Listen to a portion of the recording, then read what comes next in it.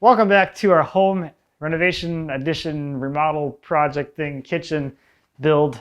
This time we are doing all of the loose ends here in the kitchen. Every little thing that still has to happen that doesn't really go in another video is going to be in this one. So it's going to be a little bit of a hodgepodge and a variety show as we work through whatever's left.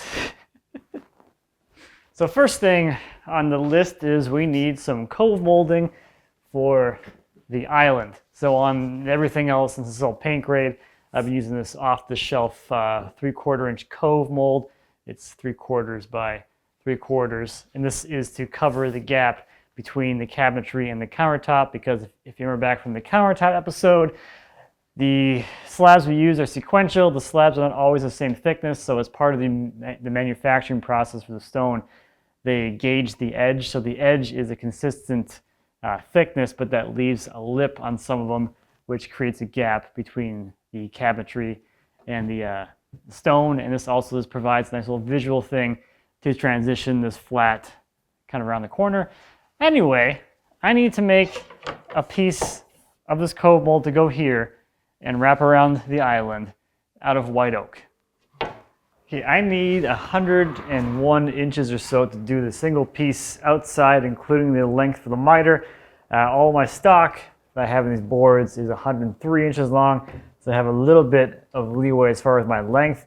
I need 2 of the long pieces. One will get cut up where the drawer thing is for the fridge drawers, and then I have the end pieces as well. The easiest way to do little moldings like this is to just route that profile on the edge of a board and then rip the profile out of it. So what I'm going to do here is actually make 2 blanks out of this board and run the profile on both edges. The 2 best ones will become the full length long ones. The other ones I can cut up, and I'll have one whole stick that's a spare in case something goes horribly, horribly wrong.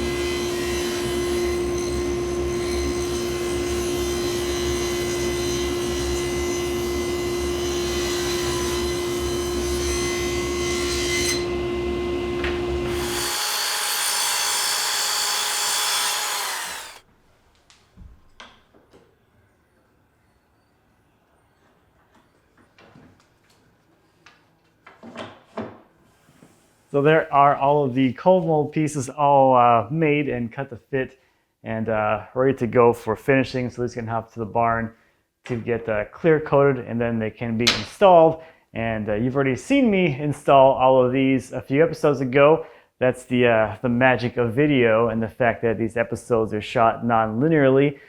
We can really mess with the timeline, and a lot of times you don't know. But this time it's pretty obvious because you see me install these on the island already. And in the appliances episode, you saw me use this to make the panel for the fridge drawer down here. So that takes care of the cove mold. That's checked off the list. Let's see what we can find to do next. So the next thing that I'm going to start tackling is going to be all the kick plates that go down here in the toe kicks, and I'm going to make that all out of the moisture resistant MDF. I think for something contacting the floor like this is actually a better choice than using like a solid wood. I've had like samples of this like sitting in a cup of water overnight and it doesn't swell or do anything. So I'm actually pretty happy with this this product that I had never known about before doing all this. So we're gonna do that. But before I start cutting and fitting all these things, one of the things that I wish I had done differently, people like that, garbage can thing, is I should have made and cut all of these toe kick plate things when I was building all the cabinets in the shop. I should have had the blanks all set and ready to go. So that way when I was scribing all these to the floor, I could have had that kick plate in there as well and scribe these as well to the floor at the same time as the cabinets. Now it's gonna be a little more annoying to cut these things to the right length in here in a different space, making sure that the angle could be a little bit different or whatever. So we'll have to hold them up off of the floor a little bit, and then they'll end up dropping down. So it'll be like a gap up top, which is not a problem, but this is gonna be a little more annoying than had I just had all these things ready to go when I was already in the room scribing and doing all that stuff. So I'm gonna go rip some strips and then we'll start fitting every single cabinet with a kick plate. Here is the first blank. I have a back bevel on the ends at 5 degrees as well as along the bottom, so those will be nice and tight as they go in there. And as you scribe the bottom, we'll have less material to remove because we're just going to be removing that front part of the bevel. Let me get this thing in here. Remember that the toe boards get clipped onto the leveling feet that are in here. So that's what actually supports these boards once they're in place permanently. And now we're going to take a look and see about scribing these. So on this end we have a pretty good gap. It's pretty good through here. We got a little dip in the floor where the flooring guy didn't sand enough. And then there's another dip over there where the flooring guy didn't sand deep enough over there either. But just like everything else that's touching the floor, it's going to get scribed anyway. So I'm using a mechanical pencil, and I have the little clip thing down. So it's going to give me a bit of a downward angle on this thing. If I just go straight like that, it's just too much material to remove. But if I go like this, it angles the pencil down a little bit and makes that distance a little bit smaller. I'm just going to scribe this line on here, and then we can just work right back to that line, and it should be looking a lot better.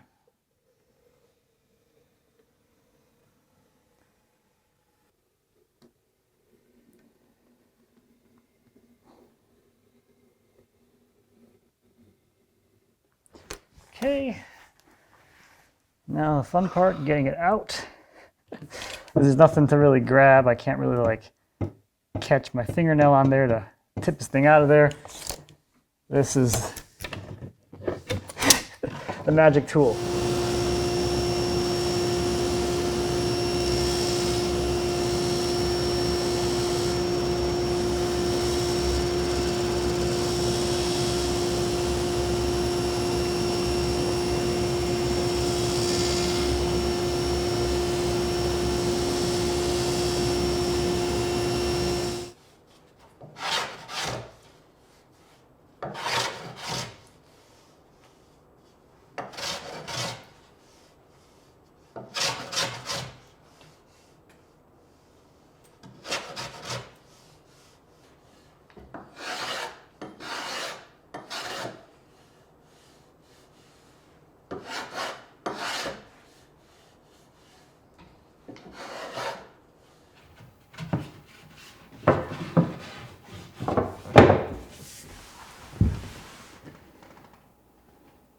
Better. What's going to be hard about showing this now is that the pencil line makes it look like there's a gap.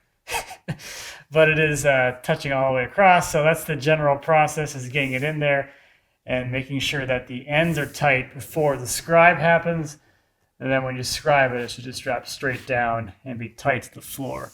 The only place there's a gap is right here where the flooring guy didn't do a good job sanding. It's not quite perfect right there, but I don't care. It's perfect enough. On to the next one.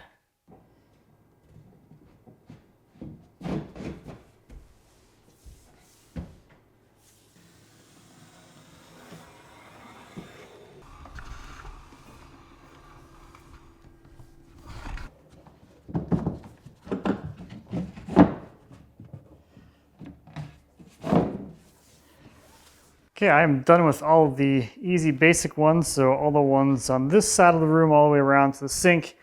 And then this guy, I got the fridge.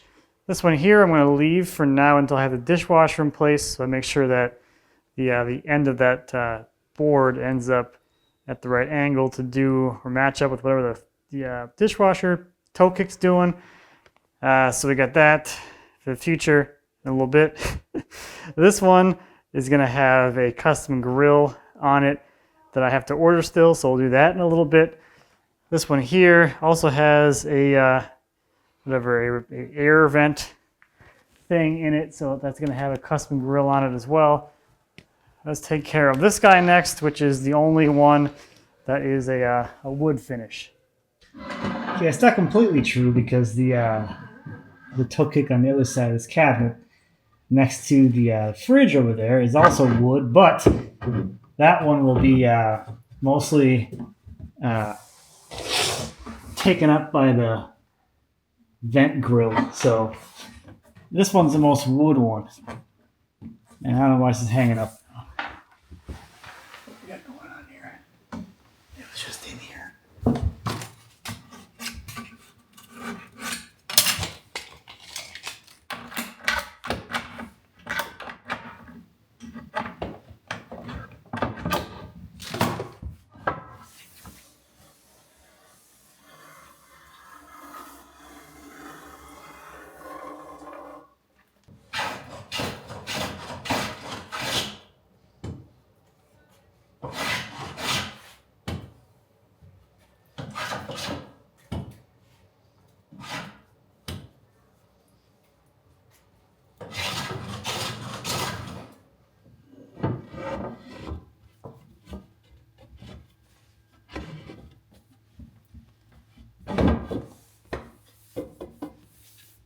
All right, the kick plates are back from the paint shop, so let's install these things.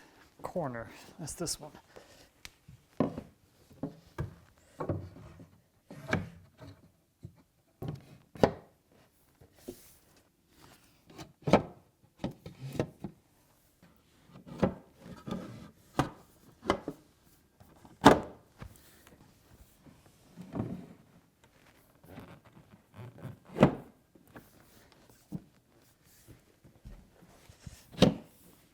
Okay, a couple of quick things with the leveling feet. So just to make it a little bit clearer, what's happening under there is the kick plate gets hooked underneath this little clip here, and that's what actually hooks it onto the leveling foot. There's also a clip you can get that clips on down here. It's a little C clip that clips to the leg, I guess. I think these are in there pretty well, so I didn't bother buying them. One thing with that clip is it has to be in exactly the right spot, left to right, or else it can't grab the foot properly. So one of the things I've seen people do with those is put them in keyhole slots in the back side of that toe board. That way they can stick it on there, and then the C-clip will slide back and forth to find the right orientation to clip onto the leg. So a lot of people asked when I was setting the cabinets, or scribing the cabinets to the floor, why I left the leveling feet on the front, because I don't really need them because they're not supporting the cabinet. The foot that's scribed to the floor is supporting it. These leveling feet only exist under the cabinets now to serve as a way to attach the toe boards to them. And one thing I like about this system is that the board is removable. It can come off at any point, so if those get all chewed up or scuffed up or whatever, you can take them off. I can take them up to the paint shop and recoat them if needed. The other thing is nice if you need to get underneath the cabinets for whatever reason, you just lift that little tab and slide this thing back out and you can get back in there. That's also one last little thing with that is I had originally planned on making toe kick drawers under a lot of these cabinets, but at this point I'm kind of sick of making drawers, and there's so many drawers in here already. I don't really feel the need that we need even more, but if I ever wanted to convert any of those kick spaces into drawer cavities, I can just pop this off, make my drawer cavity work, mount my hardware or whatever, either convert the kick plate to a drawer front or make a new drawer front for that and go out about my business. The cabinets are already set up for that. That's one of the reasons why I ran the plywood down long, So I had somewhere to attach a block to block out past the foot and attach my drawer slides. So the cabinets themselves are already set up to receive toe kick drawers. Should we ever want to do that? At any point. There's so many drawers in here already that I'm done with drawers for now. So now for some of the weird ones. Both of these have vents in them, and these are the same style of vent that I put into the sunroom. And someone saw that video of me doing the install in the sunroom, sent the video to the company that makes these, and ordered a bunch of vents for their house. So Top Step Vent, they reached out to me and said, thanks for showing off our vents. If you need more in the future, let us know. So they sent me out these guys. This is one of the off-the-shelf standard styles. This one is custom because for the toe kick heater, it has a little switch on it so you can control the fan speed. I didn't really want to use this because it didn't really match the style of the rest of the kitchen. So they custom made this one with the fan switch hole integrated directly into it. And then that heater is so weirdly shaped that you kind of have to join the two halves together with the plate. So that's going to go under the sink. And then this guy goes in the island, and I just routed out a little recess into this scrap piece of flooring that I had, which works out perfectly. So this just drops right in there. Don't really even need the screws, but I'll put them in anyway. So let's get these two installed.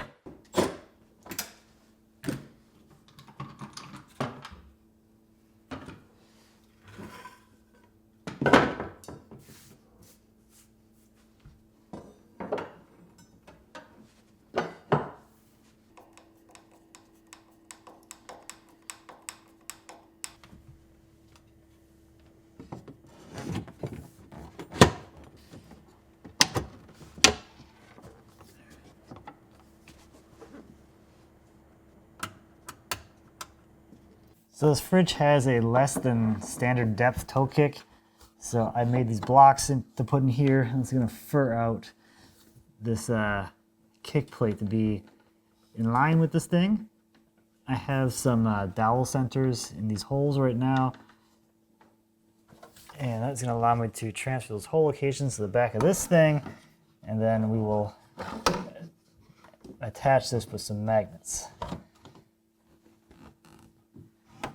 All the way to the left. Okay.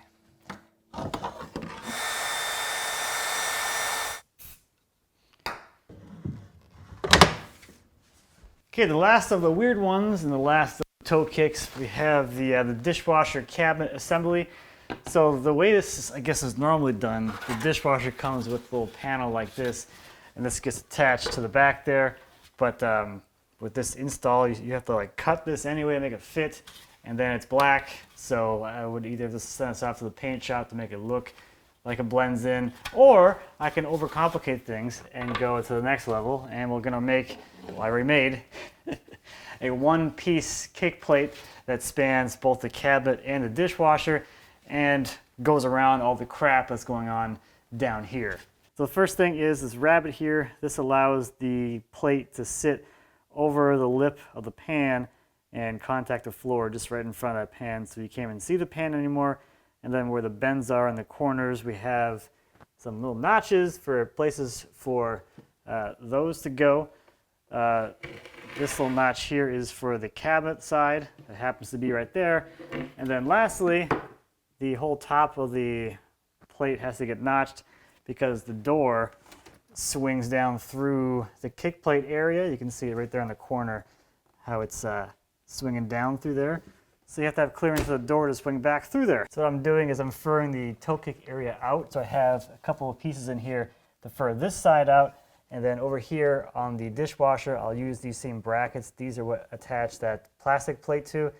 And that will be a spot for some magnets to grab onto. So it's attached to the dishwasher.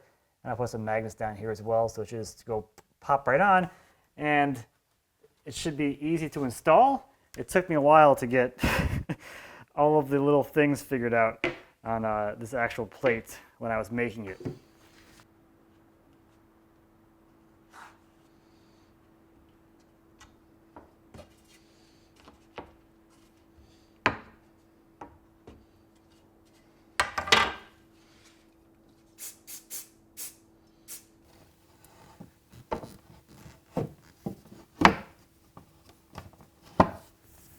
Okay, I spoke a little too soon because the mounting brackets on the dishwasher are actually aluminum, they're not steel, so I couldn't put any magnets there. So what I'm going to do is just bring these brackets out to meet the kick plate, and that at least support it, keep it from being pushed back, but you can kind of pull it a little bit. It's kind of floppy, but you're not going to be down here pulling on this plate, so I think it's going to work out well. The door clears and everybody's happy, and now it's one nice long continuous thing without a seam in the middle or some kind of black plastic trim piece down there. All right, that is it for toe kicks. On to the next thing.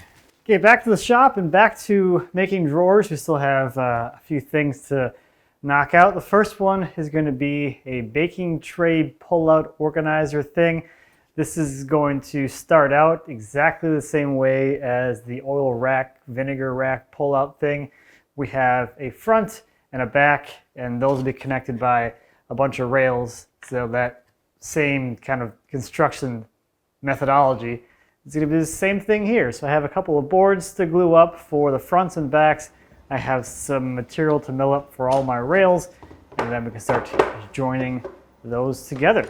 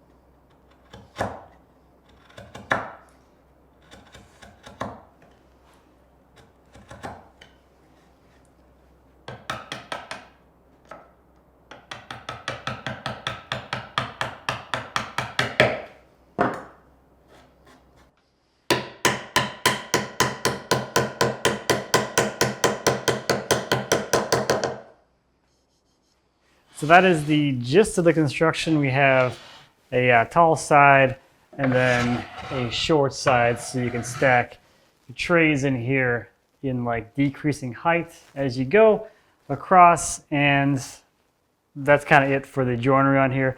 I'm going to take it through, finish all the way like this, and I have all these little divider pieces here that I can install later on after I do the finishing, because it's going to be easier to not have these in the way as I'm sanding between coats and spraying in there. So these will allow you to, or allow me to divide up this whole area into individual compartments, so we can have, you know, one in the bottom, one at the top, kind of wherever and whatever width you want for each little height compartment thing. So you can have tall and short and have it all organized into different areas. And that'll be the overall baking sheet thing. So this is ready to go ahead and get finished, prepped, and glued up, and then head off to finishing. So once that's done, we can move on to the next thing.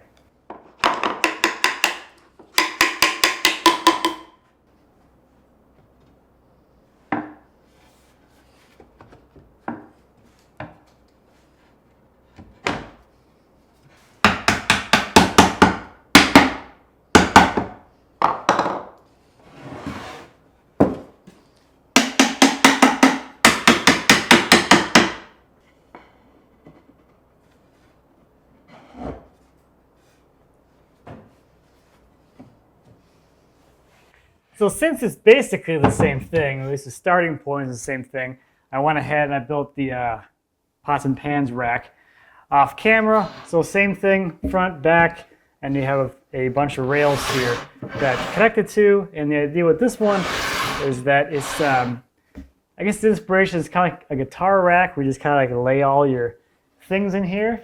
So like pan like this, so just kind of lay in here like that, and you have, you know, whatever, however many fit in there. So the way I have this set up is that these two bottom rails here will receive these little divider pieces, and those will just get attached in whatever position they need to be to create a little cavity or a little pocket to slip that frying pan into. And I'm just going to screw these through here in place.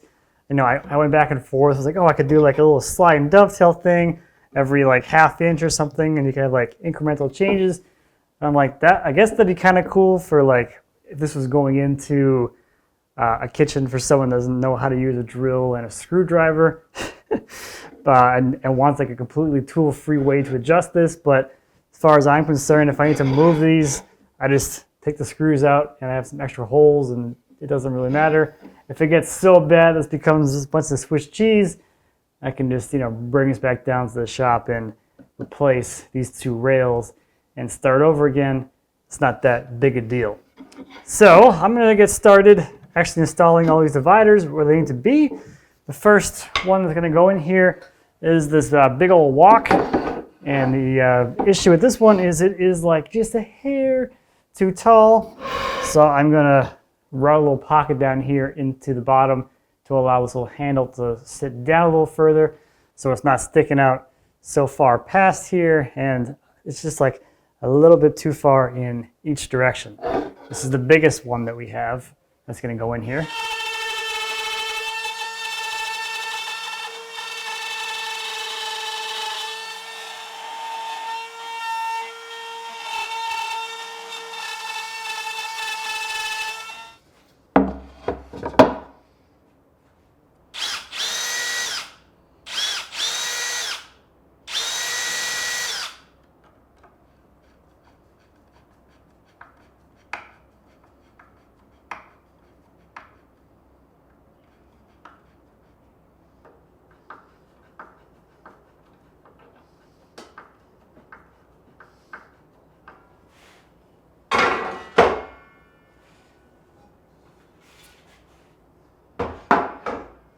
So this thing filled up pretty quickly. I was hoping to get a couple more pans in here, but at least I got our 4 most frequently used pans in here, and some of the more annoying ones to store, the wok and the giant skillet thing, whatever you want to call this thing.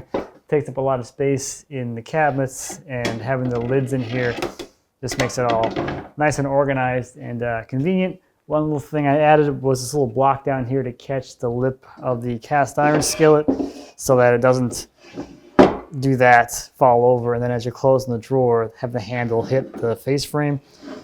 So this helps to prop that thing up. And there's a room for maybe a lid if I want to add that someday. So there's that. How about the baking tray thing? Now this thing is pretty straightforward. I just added the little cross members in there at various areas to create 3 different cavities. So there's room for tall things and short things and medium things in the middle. So let's go toss these guys into the cabinets and move on to the next thing.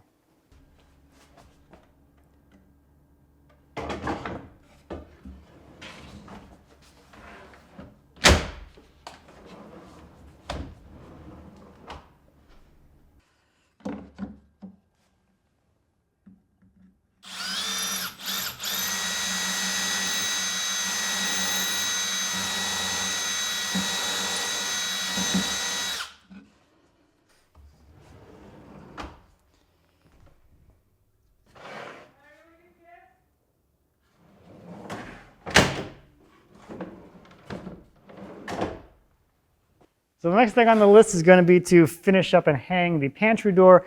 I still need to get the handles figured out and installed onto the door. So if you watched the episode where I made this, I kind of left the handles at, I was going to make a backing plate for the backside one, bolt the handle to the backing plate, and then bolt the backing plate to the door, and that's how the back one would work.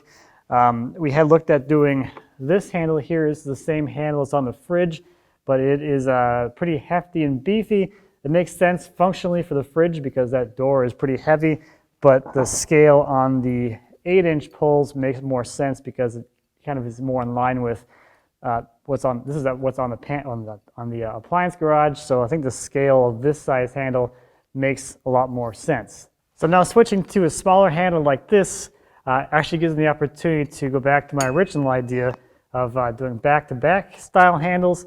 But I had another issue that I ran into with that one, and that is I couldn't find the correct length cone bolts that were metric thread so I could jive with this guy. I started going down the road of maybe I can just have some custom cone bolts machined specifically for this, but I'm like, at this point I'm like, just step off the ledge. You don't need to do anything too crazy. So that's where we're at. We're gonna make a backing plate for the 8-inch and move on, because the only person that cares about this detail is me, and in reality at this point in my life I don't really care anymore. So we're gonna cut this to some length that makes sense. This is a piece of stainless steel bar stock, 1/8 inch, 2 inches wide. We'll make some length that makes sense. Drill a couple of through holes to bolt this thing to the stainless steel, and then 4 holes in the corners that allow us to screw that whole assembly to the door. And I'm going to do that first before I start drilling all the holes for, the front side handle. And we'll mortise this thing in the back, and everything will jive and be happy.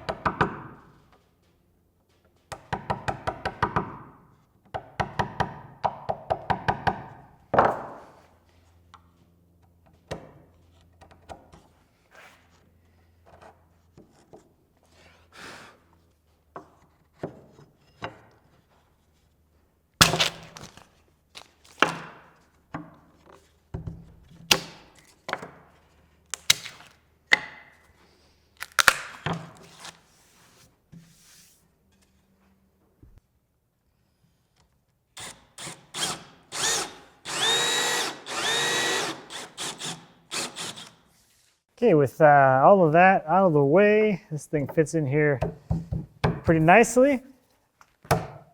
That's done. So now I can go ahead and prep this thing for its final coat of finish, and then we can do the final install in the house.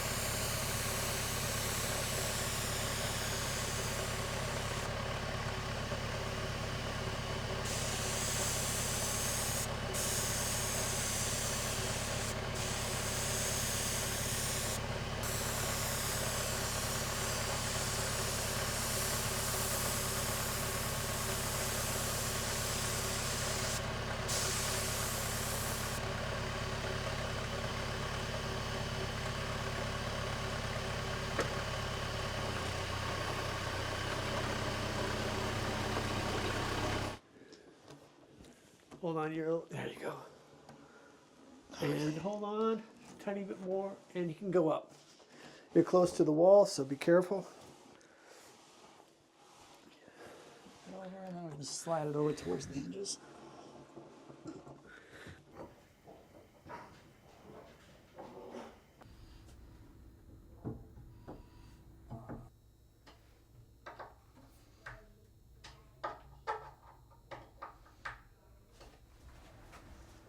All right, that's done. On to the next thing. Okay, next on the list is these two drawers here. These openings were drawn in the plans to do lid storage as well as pot storage. So one main drawer, like when you pull the whole drawer out, you have room for the whole pot, and then there'd be a secondary tray you could pull out with all the lids kind of stacked in there. Now, as I was going through all of the kind of thought process and planning for this, what I found out is that most of our pots, like this size, wouldn't actually work that way because there's not enough depth in here for the height of the lid to fit in a tray deep enough, and then for a drawer box to have enough depth with this thing inside of it too. And I went through several different ideas of how to get more depth or how to maximize depth for everything. Biggest culprit is going to be the undermount drawer slides. You lose a lot of drawer depth with these. The advantage to these is you don't see the mechanical slides when you open the drawer. The disadvantage is you lose about 1.1/16 inches of actual depth of the cavity as it relates to your drawers. So I could switch to side mount slides for these and have it be kind of close, but still for something this big, it would be really tight and probably wouldn't work out in the end. I also thought about even getting some more space by cutting slots into the bottom of the tray so that the handles of the lids are kind of down into the negative space that would be occupied by the depth of the hardware. I also thought about jogging the whole bottom of the drawer around the slide bodies, so you basically have a jog in the drawer that allows you to access the dead space that's beneath the drawer bottom. That would be another option. At this point, I'm going to do a combination of things. I'm going to do one of these cavities having the lid storage for the smaller pots, which I thought I had here. So for something more this size, or like a frying pan with lids, you could have your lid storage and your pan storage, your shallow pan storage in that drawer. And then for the bigger ones, I'm going to do a little bit of a different lid storage style. So if I come over to the island, these drawers here, they're the same depth as those drawers are going to be if I make them the full height. So what I'll do here for these bigger ones is we'll just put a cleat across from front to back to catch the lid, and the lid will just be stored in the side like that, get them out of the way and I think it's going to work out just fine for these. Disadvantage of this is that you can't store a lid this big because now that's too tall. So the tray is nice for these bigger lids because you know they can take up the whole square footage of the drawer. The disadvantage here is that now I can't store a big lid in the little cleat holder thing, which doesn't matter at this point, I don't think. But that's what we're going to do. We're going to make a couple of drawers, or 3 drawers actually, or 2 drawers in a tray, and those will go over there. So I'm going to run through the construction of these drawer boxes. The most exciting and interesting part about this is that I have a pair of book match boards here that will get both of the drawer boxes from. So I'm going to actually take my sides from over here. There's some really cool gnarly grain stuff going on. So I want that for my sides. So we'll have a book match, and then the tray will be ripped away from the top drawer stock. So you have continuous grain between the tray and the main drawer box, and that's all mirrored on the bottom drawer box.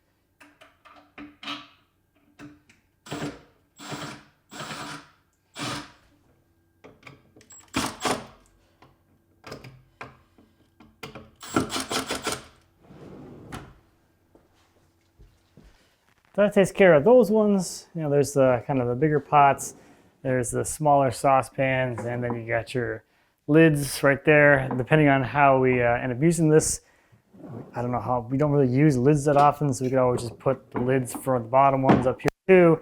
Or if we have some big annoying lid, like one of these kind of things, we could put this up here, get it out of the way, that sort of stuff. Regardless, I am excited for this and this because right now we have all this stuff and some more in like a lower pull-out tray thing, and everything gets stacked on there. It's an absolute mess. You got lids and pots, all different sizes and shapes on there. The pull-out action doesn't really work because if you pull it out, something's going to spill over and fall off the back of one of them and get stuck back there. So the reality is it's not really a functional pull-out tray because you can't pull anything out because it's too loaded full of pots. So I'm very much looking forward to being able to just open the drawer and get what I want without having to dig through a pile of crap to get the actual pot that I'm after. So that's those. Hooray! Now, real quick, for the last of the drawers, we have these guys here, which I already built. When we did the install of this fridge thing, I had said that we weren't sure what we wanted to do with this cavity. So it's been a few months, and we kind of decided that this is what we were looking to do. So just to give you a little bit of a background or whatever, the original plan for this cavity was to have a top drawer and then to have basically like a door panel here, which could either be a swing out door like the other swing outs, or have that be its own unit thing with some trays in behind it.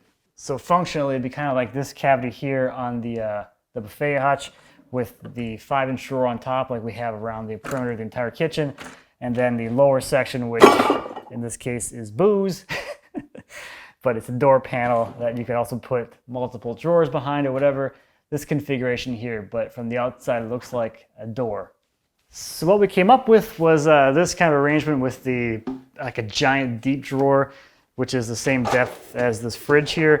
So this is actually deep enough that you could stand, and a wine bottle can fit in here standing up, or olive oil or vinegar bottles, or things that are tall because this drawer is so deep. It also gives the kids a place to put all their favorite little beverages that they get to make. So right now this is the kids' drink drawer, and then this is going to be another cavity here. Is from the outside it looks like one, but then you open it up and you have this main drawer, or you can pull out and get to the junk drawer apparently up top.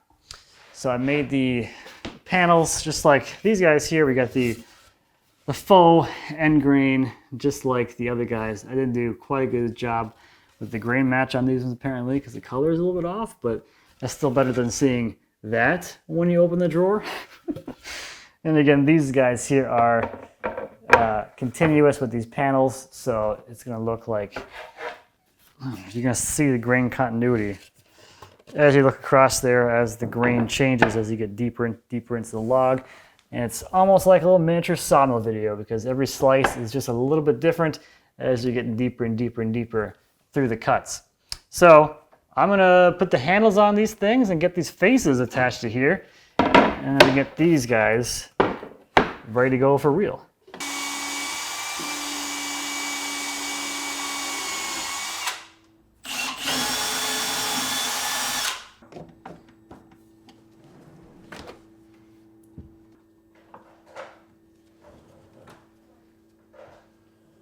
Okay, so there are those drawers, and with these style double drawers, you have the option of, I guess, which one's going to be primary. You can buy clips that'll attach the front drawer box to the face, and then, so as you open the drawer, they both come out. You would unclip this to get to the bottom one.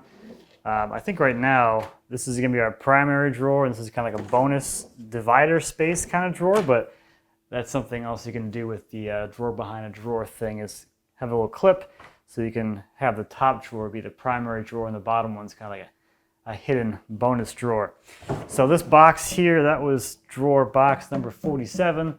This drawer box is number 48. This is my favorite one so far, with this epoxy crack thing down here, and the tree has some kind of weird thing happening over here. That's 48 drawer boxes, and that is all of the drawer boxes for this whole kitchen. Okay, last thing finally, like literally the last thing we're gonna do in here, cabinet or trim related, comes with a little bit of a story. It has to do with the cove mold that goes here that intersects the sink. So this is an example of how changing design things in the moment can impact things, down the road. And this is a good example of how knowing how everything is interrelated can help you through the whole process. But if you're like me, you don't really realize all the things that happen to go together, it can kind of get away from you. So back when we had the countertops measured, Greg was out here asking me what we want to do with this corner here. In the plans and the architect, the countertop kind of came out of more of a square kind of corner. It was eased, but it was more of a, let's just call it square for the sake of this discussion.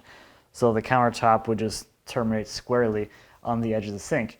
One thing that Greg suggested that they do on a lot of their installs is they match this radius here out here, so you get more of a flowing shape to the countertop. It kind of flows around the corner and back in, and it displays more of the sink, so you can see more of the the sink that you wanted. So I'm like, yeah, that sounds good. Let's do that.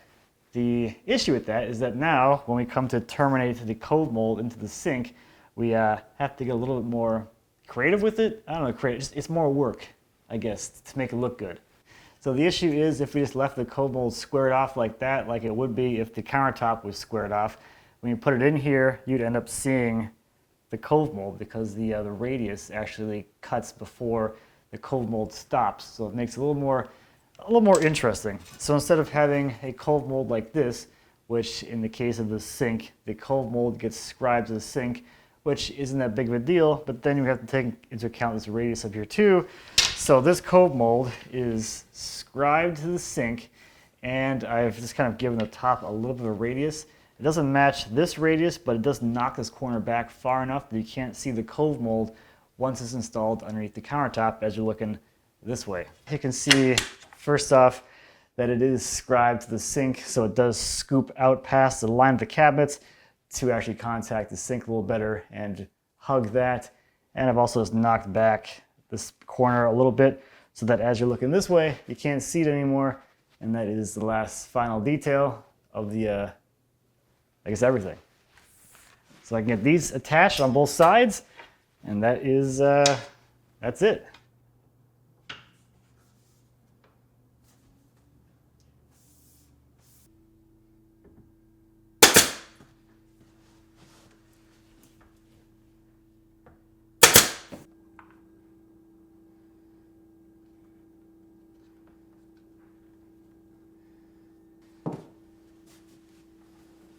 Okay, those are all installed, and while I'm over here, I remember one question that a lot of people had, which was what the cutouts were for here in the countertop. These are pop-up outlets. You have to have a receptacle within 24 inches of the sink. So because there's no like wall space or anything, we went with this. So this is, it's got USB ports on this side, a regular 120 volt on this side, and it also has wireless charging on top. So that's what that is. And that does it. That takes care of everything that has to get made and installed in this kitchen. So you see me make basically everything in here. It's been a lot. So with that, we are just about done with this space. Next time we'll get into the backsplash, which you can see I've already made pretty good headway on, and that will wrap up this room as far as this series is concerned. So hopefully you enjoy this last little bit of the last little details here and there to finish everything up. And now we have a fully functional kitchen, which is kind of awesome. So thank you as always for watching. I greatly appreciate. If you have any questions or comments on the kitchen or whatever else, please feel free to leave me a comment. As always, I'd be happy to answer any questions you might have. And until next time, happy woodworking.